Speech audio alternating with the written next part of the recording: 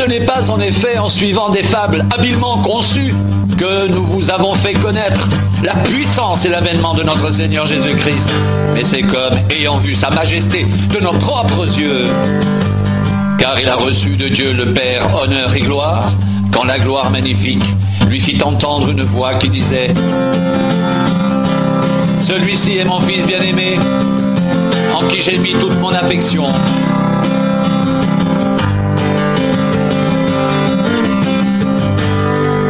Et nous avons entendu cette voix venant du ciel, lorsque nous étions avec lui sur la sainte montagne.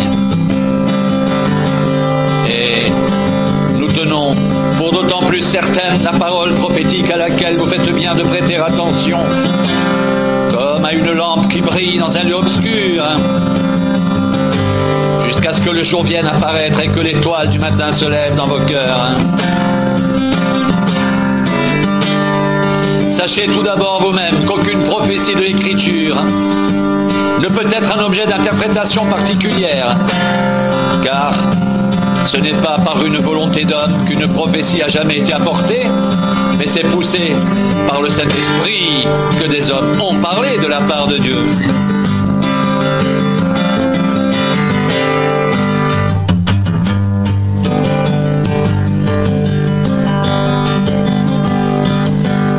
Sa divine puissance nous a donné tout ce qui contribue à la vie et à la piété, au moyen de la connaissance de celui qui nous a appelés par sa propre gloire et par sa vertu.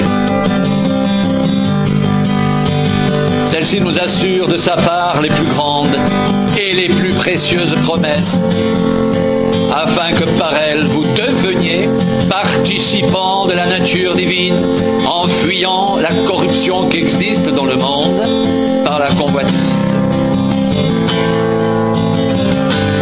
À cause de cela même, faites tous vos efforts pour joindre à votre foi la vertu, à la vertu la connaissance, à la connaissance la maîtrise de soi, à la maîtrise de soi la patience, à la patience la piété, à la piété l'amitié fraternelle, à l'amitié fraternelle d'amour.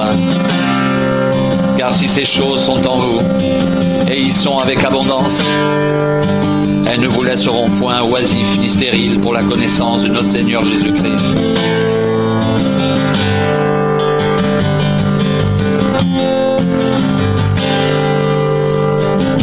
Mais celui en qui ces choses ne sont point est aveugle. Il ne voit pas loin, et il a mis en oubli la purification de ses anciens péchés. C'est pourquoi, frères, appliquez-vous d'autant plus à affermir votre vocation et votre élection. Car en faisant cela, vous ne le brancherez jamais. C'est ainsi, en effet, que l'entrée dans le royaume éternel de notre Seigneur et Sauveur Jésus-Christ vous sera largement accordée.